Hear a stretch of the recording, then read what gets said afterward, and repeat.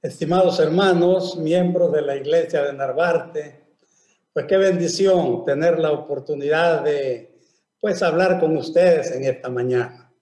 Yo creo que todos agradecemos a Dios este medio que nos da la posibilidad de encontrarnos a pesar de este gran mal que nos está afectando, que ansiamos, anhelamos, deseamos estar reunidos con nuestros hermanos en la iglesia. Esperamos que todas las limitaciones del sistema, de la tecnología, incluyendo los del predicador, pues a pesar de eso tengamos aprovechamiento en esta mañana. Que el tema de hoy sea inspirador y nos ayude a tener una visión mejor, más clara del Dios, quien ha dirigido a su pueblo durante toda la historia de la salvación. Por eso el tema que elegí esta mañana se titula Dios guía a su pueblo personal y corporativamente. Ese es un tema que nos va a dar una visión de cuán bueno, misericordioso, compasivo, paciente es Dios, tal como se manifestó en el Antiguo Testamento. Entonces, mis queridos hermanos, otra vez la lectura que leyó Tito, le digo yo así, ya saben por qué, pues leyó muy bien Éxodo 13, 21, 22, pero yo quiero leer desde el 20 y lo leo otra vez para iniciar nuestra meditación sobre este tema. Dice Éxodo 13, 20, y partieron de Sucot y acamparon, dice, en Etam, a la entrada del desierto. Y Jehová iba delante de ellos de día en una columna de nube para guiarlos por el camino, y de noche en una columna de fuego para alumbrarles, a fin de que anduviesen de día y de noche. Nunca se apartó de delante del pueblo la columna de nube de día, ni de noche la columna de fuego. Hermanos, como ya les decía, es una maravilla lo que Dios hizo con su pueblo. Desde el momento en que iniciaron su peregrinación, tuvieron una dirección constante para que supieran dónde ir, para librarlos de errores, de peligros, de detalles que hacen difícil la peregrinación y a veces causan extravío y pérdida. Nunca se apartó la columna, dice. Y en Números capítulo 9, versículos 15 al 23, si quieren leo por lo menos algunos de esos versículos, pues dice algo que me llama mucho la atención. En Números 9, capítulo 9, versículo 15, dice los primeros 3 versículos de este largo párrafo. Miren lo que dice.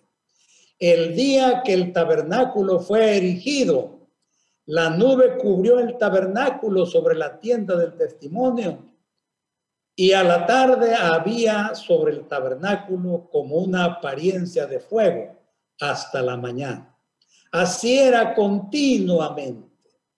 La nube lo cubría de día y de noche la apariencia de fuego. Es extraordinario. Aquí dice que Dios los guiaba constantemente. Cuando la nube se alzaba sobre el tabernáculo, ellos partían. Cuando la nube se detenía sobre el tabernáculo, ellos se detenían y acampaban. Al mandato de Jehová marchaban y al mandato de Jehová acampaban. Cuando la nube estaba sobre el tabernáculo pocos días estaban ellos. Cuando la nube estaba sobre el tabernáculo muchos días estaban ellos. Si la nube se detenía un día y a la noche se movía, a la noche comenzaban a caminar toda la noche. Maravilloso. Si la nube estaba 2 días o un mes o un año sobre el tabernáculo, no se movía. No había itinerario. Dios los dirigía según su sabiduría, según su conocimiento, según su conveniencia, la conveniencia del pueblo. Y ahora había algo también muy interesante, mis queridos hermanos, en esta dirección divina. Nadie sabía, ni siquiera Moisés, cuándo se levantaría la nube sobre el tabernáculo. Y por lo tanto, debían estar siempre listos. Todo esto tiene maravillosas lecciones para nosotros. Nunca dejó la nube de dirigirlos de día, ni la columna de fuego de noche, que era la misma nube convertida en columna de fuego en la noche. Y quiero leerles un texto nomás, digamos, por curiosidad. La última vez que se menciona esta nube, que los vio durante muchos años, se encuentra allá en Números capítulo 16, versículo 42. Dice así: y aconteció que cuando se juntó la congregación contra Moisés y Aarón, miraron hacia el tabernáculo de reunión, y aquí la nube lo había cubierto, y apareció la gloria de Jehová. Es la última vez que se menciona la nube. Y así, mis queridos hermanos, cuando llegaron a la ribera del Jordán y empezaron ya listos para cruzar al otro lado, a la tierra prometida, pues dice algo el libro de Josué, que quiero invitarles a leer también porque nos hace bien, pues saber estos detallitos para tener en nuestra mente un poquito más claro, pues lo que estaba ocurriendo. Dice Josué capítulo 5, versículo 11. Mira lo que dice. Dice Josué capítulo 5, versículo 11. Al otro día de la Pascua, comieron del fruto de la tierra, los panes sin levadura, y en el mismo día espigas nuevas tostadas. Y luego fíjense lo que dice el versículo 12. Y el maná cesó el día siguiente, desde que comenzaron a comer del fruto de la tierra. Y los hijos de Israel nunca más tuvieron maná, sino que comieron de los frutos de la tierra de Canaán aquel año. Cuando llegaron a la tierra prometida y comenzaron a comer de la abundancia de la tierra que fluía leche y miel, pues ya no necesitaban el maná y cesó. Y aunque no lo dice, yo quiero creer que ocurrió exactamente lo mismo. Cuando llegaron a la tierra prometida, a su destino, Dios los había guiado 40 años, ya no necesitaban la nube de día, ya no necesitaban la nube de noche, y por lo tanto, la nube desapareció, porque ya había cumplido su mandato, su misión, sus objetivos. Un comentarista bíblico llamado Matthew Henry dice estas palabras, no le cito la página, el tomo, dice: aquí tenemos la historia de la nube, la historia divina de una nube que fue asignada para ser la señal visible y simbólica de la presencia de Dios con Israel. Qué bendición, mis queridos hermanos. Qué clara evidencia, qué evidente manifestación del tierno cuidado de Dios, del compasivo cuidado de Dios para su pueblo. No hay otra manera de verlo mejor que esta nube guiándolos todos los días, todas las noches, durante toda su peregrinación. Y con motivo, pues, de esta historia maravillosa, yo quiero proponerles 4 certezas que debemos tener nosotros, como tenía el pueblo de Israel, al pensar en la conducción divina. Primera certeza de fe que podemos tener: Dios dirige a su pueblo hoy tan ciertamente como dirigió a su pueblo de Israel a través de la nube durante los 40 años de su peregrinación. Dios dirige a su pueblo hoy, porque eso es lo que prometió. Como dice en Mateo capítulo 28, versículo 20, he aquí yo estoy con vosotros todos los días. En los hijos de Israel estaba visiblemente en una nube, y con nosotros no está visible, pero por la fe porque por la fe andamos, no por vista. Creemos que Dios está con nosotros como lo prometió. Porque el mismo Dios que prometió a Israel andar con él en el desierto y nunca falló, así el mismo Dios que prometió, yo voy a estar con ustedes todos los días hasta el fin del mundo, pues lo va a cumplir, porque es el mismo Dios. Es una certeza que todos podemos tener. Y por eso este mismo autor, este mismo comentarista que ya les mencioné, que se llama Matthew Henry, dice estas palabras que me gustan. Es un comentarista muy sabio, muy iluminado, muy juicioso. Dice, aquellos que hacen de la gloria de Dios su objetivo y de la palabra de Dios su ley, el Espíritu de Dios y su providencia los guía en todos sus asuntos. Pueden confiar que el Señor va delante de ellos tan ciertamente como fue delante de Israel en el desierto, aunque no tan visiblemente. Nosotros debemos vivir por la fe. Y ahora una pregunta curiosa, pero que seguramente ustedes se han hecho también. ¿Por qué Dios dio a Israel tantas evidencias visibles de su cuidado? Fíjense ustedes que Dios les dio agua para beber milagrosamente, les dio pan para comer milagrosamente, los guió con la nube de día para cubrirles el sol, de noche para iluminarles el camino. ¿Por qué entonces Dios dio a su pueblo tantas evidencias visibles? Porque ahora no hay ninguna señal, no vemos nada. ¿Por qué?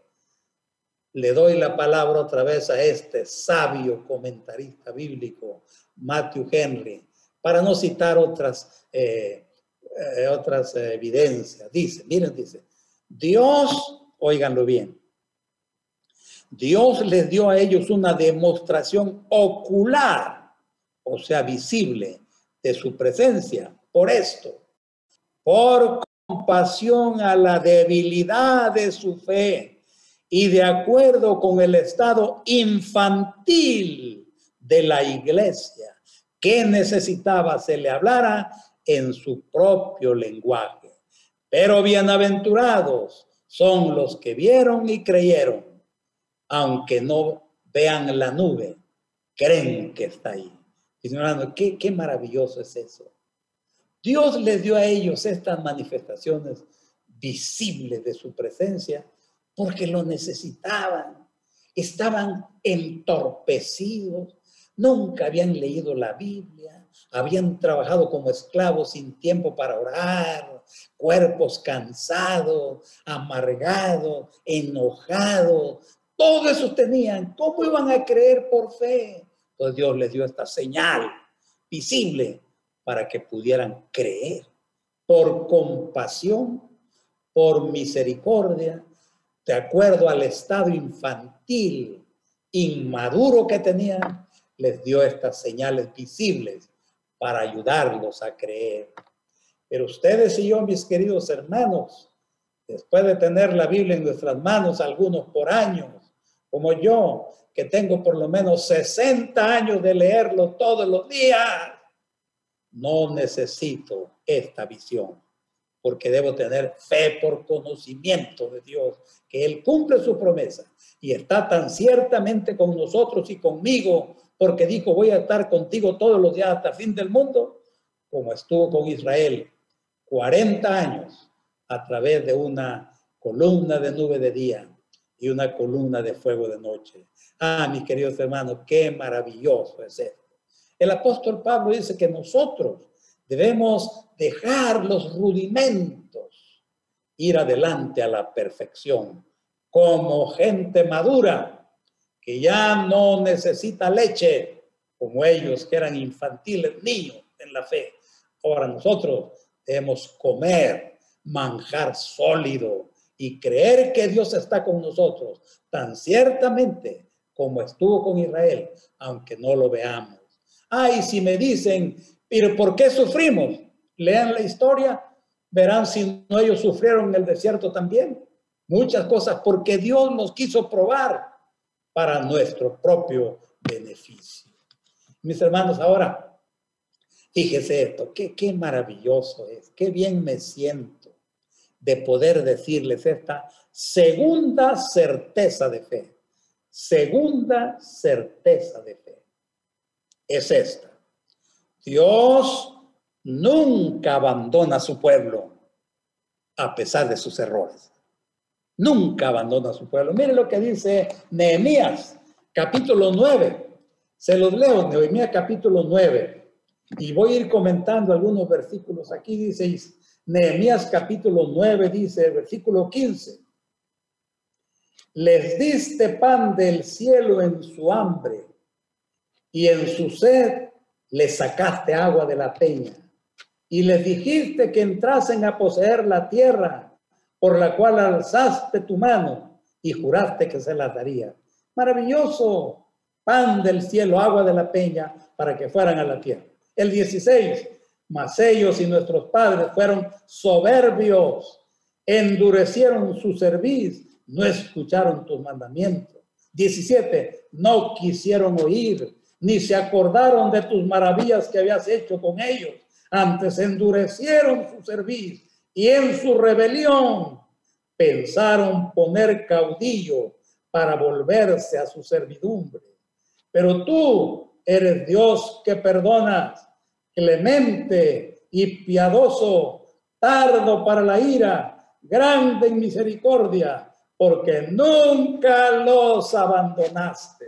Ah, mis queridos hermanos, duro de servir, incrédulo, malo, pecadores, rebeldes. Una vez se rebelaron contra Moisés, hubo un complot para matarlo, para nombrar otro capitán, para regresarse a Egipto, donde le llamaron tierra que fluye leche y miel.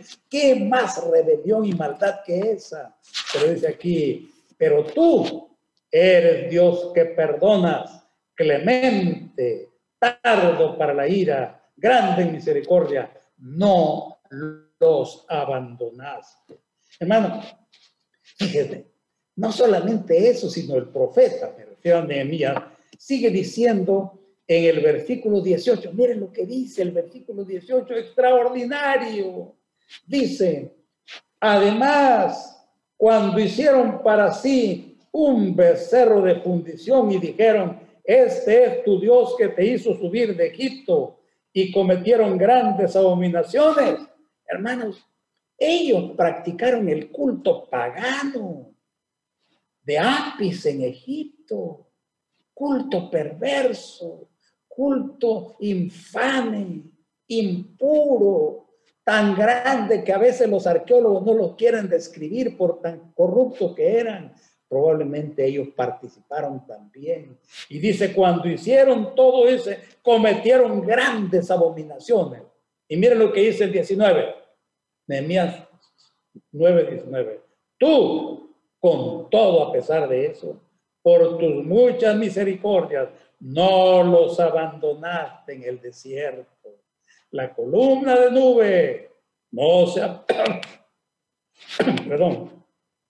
La columna de nube no se apartó de ellos de día para guiarlos por el camino, ni de noche la columna de fuego para alumbrarles el camino por el cual habían de ir.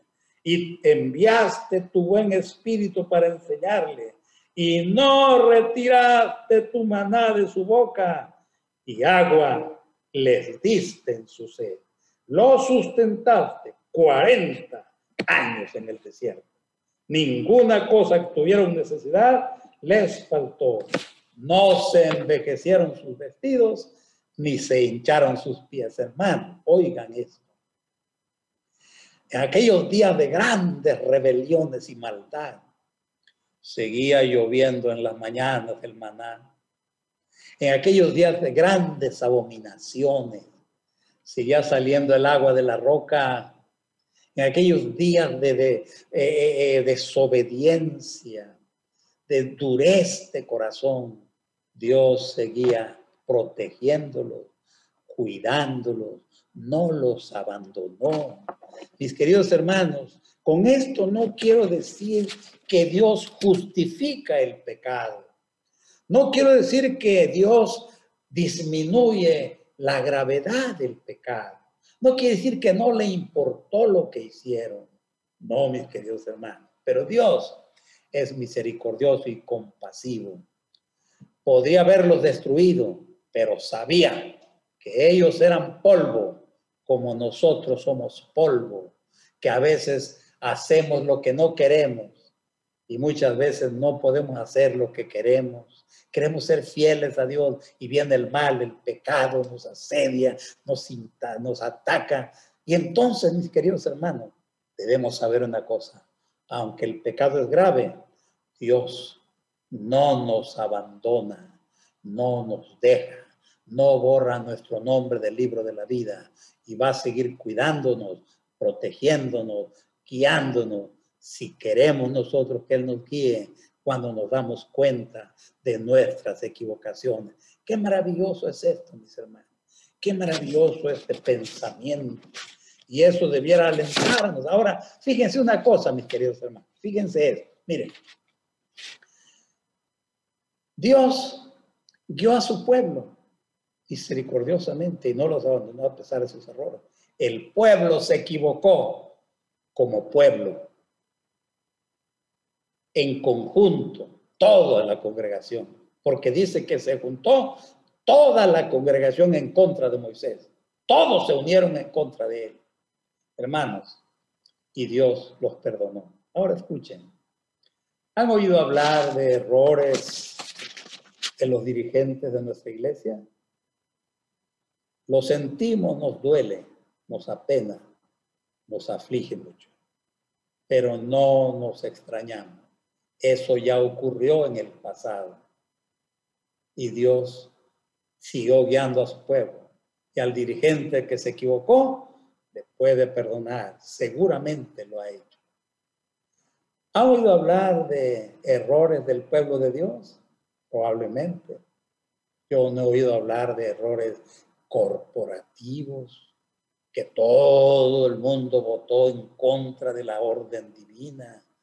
Un error del grupo, de la iglesia, no recuerdo, pero si ocurriera, si se diera el caso, Dios no abandona a su pueblo, mis hermanos, cuando comprende, cuando reconoce, cuando se arrepiente de sus faltas.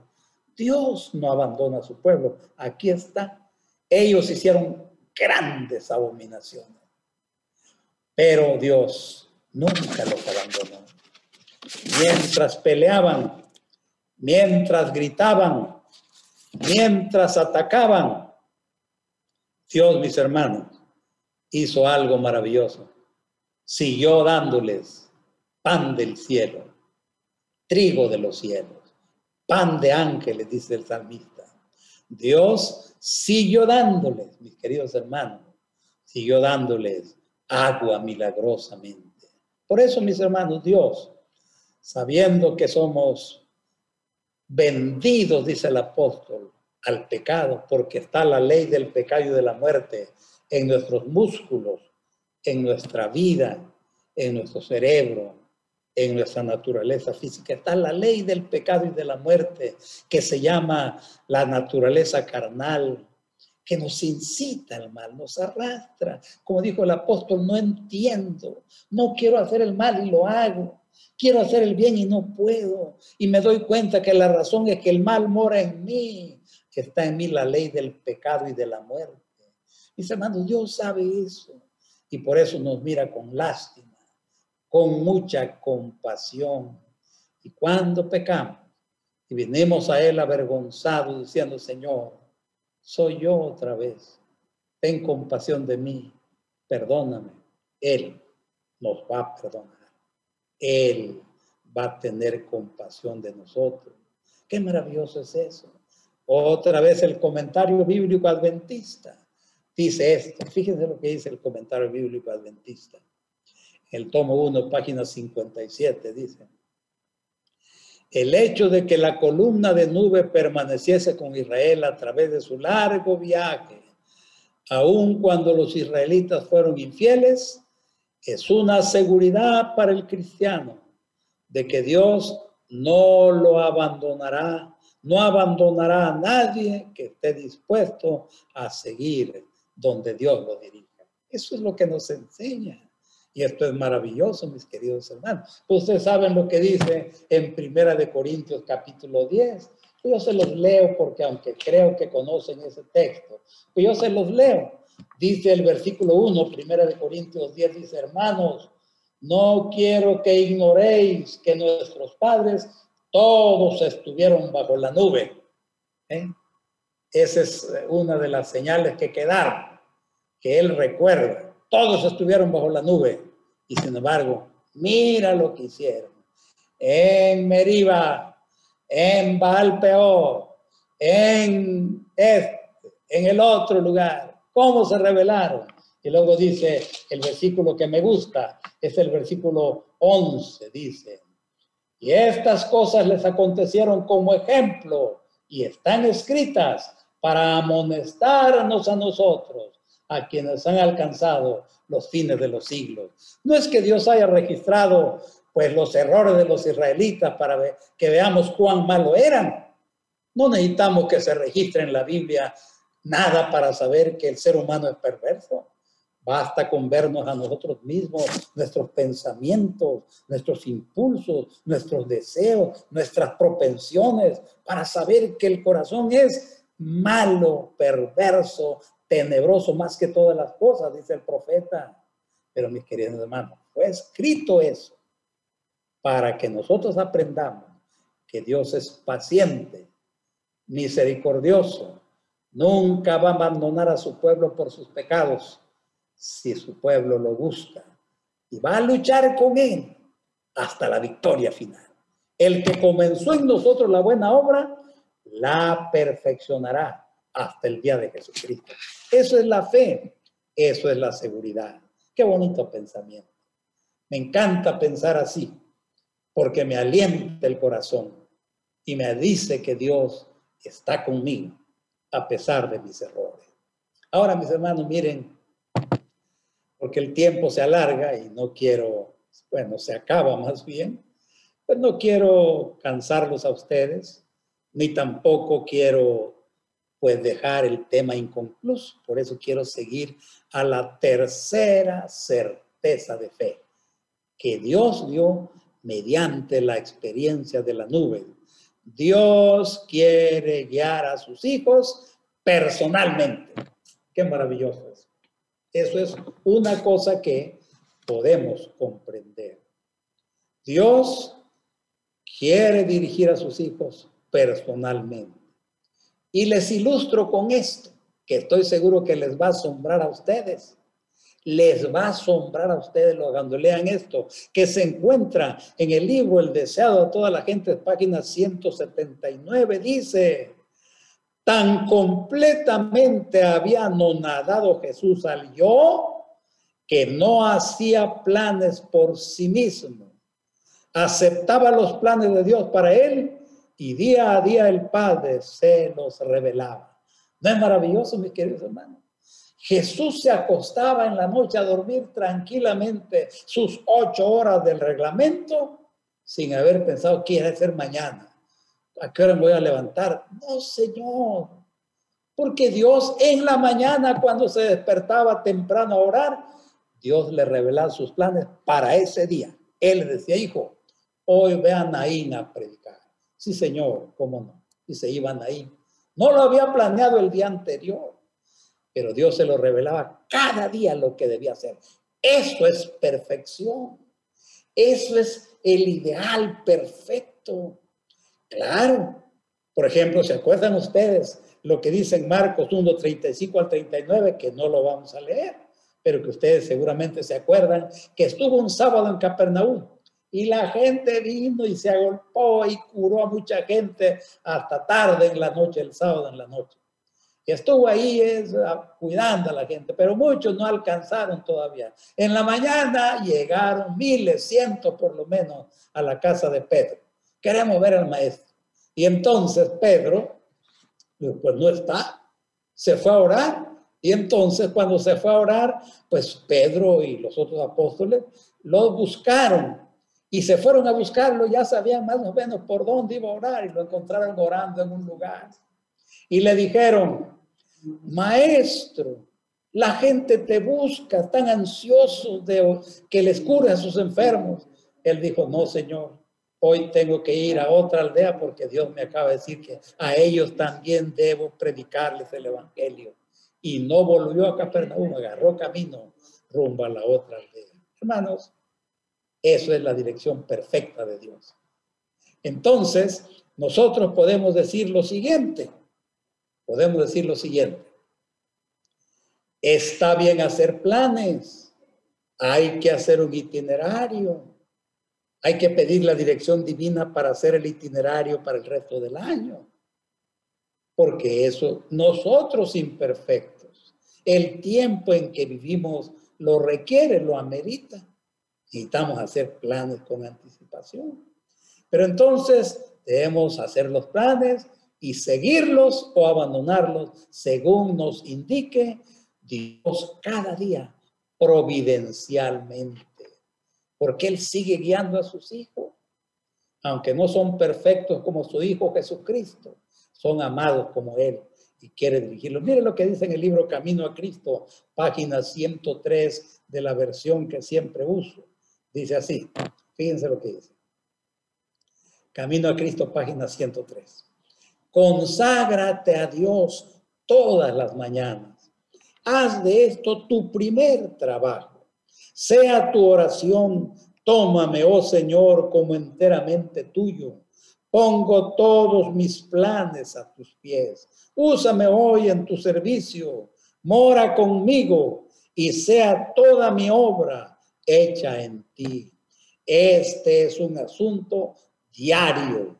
Cada día, cada mañana, conságrate a Dios por ese día. Somete todos tus planes a Él para ponerlos en práctica o abandonarlos según te lo indique su providencia. Qué maravilloso pensamiento. Diariamente debemos consagrarnos a Dios y pedirle que prospere nuestros planes, que prospere lo que pensamos hacer, lo que ya tenemos bien decidido que vamos a hacer. Señor, guíame ahora. Si no conviene, ayúdame para de alguna manera no hacerlo. Pero si está bien, si está de acuerdo a tu voluntad, dame fuerza, sabiduría y oportunidades para cumplir este propósito. Así es el cristiano, mis queridos hermanos. Y así Dios quiere dirigir a su pueblo. Y como ya les leí, quiero repetirles un poquito nada más esto. Me gusta mucho pensar en Números capítulo 9.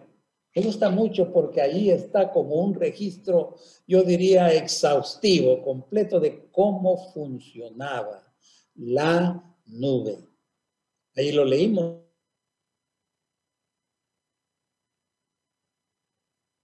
9:1. Dice así. Dice que Dios en el desierto, allá en el desierto, guió a su pueblo mediante una nube.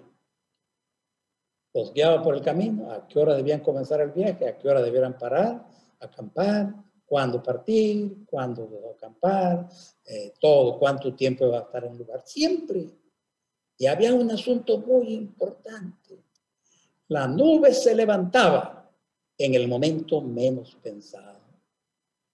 Podía ser que se levantara la nube del tabernáculo a las 8 de la mañana. Se levantó la nube, tocaba la trompeta, todo el mundo listo, porque Jehová ha dicho que debemos partir en nuestra peregrinación. Se levantaba la nube, tocaban las trompetas, tocaban los tambores.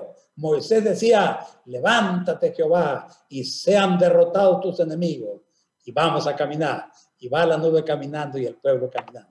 Puede ser que fuera más bien a las 12 o a las 5 de la tarde o a las 8 de la noche.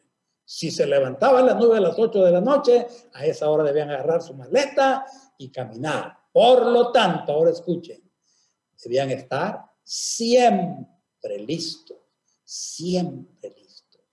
No se asentaban no compraban muebles de lujo, no hacían inversiones porque los iban a retener en el camino. Debían tener empacadas sus cosas mínimas y con facilidad doblar la carpa, amarrarla y comenzar a caminar en 20 minutos. Desde que suena la trompeta, estamos listos. Siempre listos. Ahora, mis queridos hermanos, yo creo que todos ustedes saben lo que dice en Mateo 24, Mateo 24, el versículo 44. Dice así: por tanto, también vosotros, dice, también vosotros, estad preparados, porque el Hijo del Hombre ha de venir a la hora que no pensáis. Eso nos enseña esta lección. En nuestra peregrinación, hermanos, vamos a hacer nuestros negocios, vamos a hacer nuestro trabajo, vamos a hacer lo que pensamos para prosperar en la vida, pero no enredarnos. De modo que cuando suene la trompeta, no podamos partir. Ningún israelita estaba tan enredado que cuando se levantaba la nube decía: no puedo, tengo compromisos, mañana voy. No, Señor, el que no está listo hoy no va en el viaje. ¿Se dan cuenta, mis queridos hermanos? No puede decir un cristiano hoy: Señor, no vengas mañana, hombre, tengo cita, tengo negocios. No puede decir, debe estar listo hoy, porque el Hijo del Hombre vendrá a la hora que no pensaba. Como dice este autor, Matthew Henry, el pueblo que estaba en constante incertidumbre y sin tiempo fijo para partir o acampar, se veía obligado a mantenerse constantemente alerta para seguir las indicaciones del Señor. Y por la misma razón, nosotros somos mantenidos en constante incertidumbre en cuanto al día y la hora de la venida de nuestro Señor. Y por lo tanto, debemos estar siempre listos. Por el día y la hora, nadie lo sabe. Mis queridos hermanos, qué bonito lo que dice en Miqueas capítulo 7, versículo 18. Miqueas 7, 18. ¿Qué Dios como tú, que perdona la maldad y olvida el pecado del resto de su heredad, no retuvo para siempre su enojo, porque se deleita en la misericordia? Ese es el Dios del Antiguo Testamento.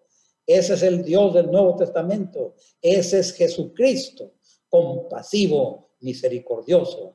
No se dejen intimidar por algunos relatos del Antiguo Testamento. Hay que saber que el Antiguo Testamento se escribió en el contexto de Israel como pueblo enredado en la política regional y mundial y con muchos problemas de todo tipo, civil, religioso, político.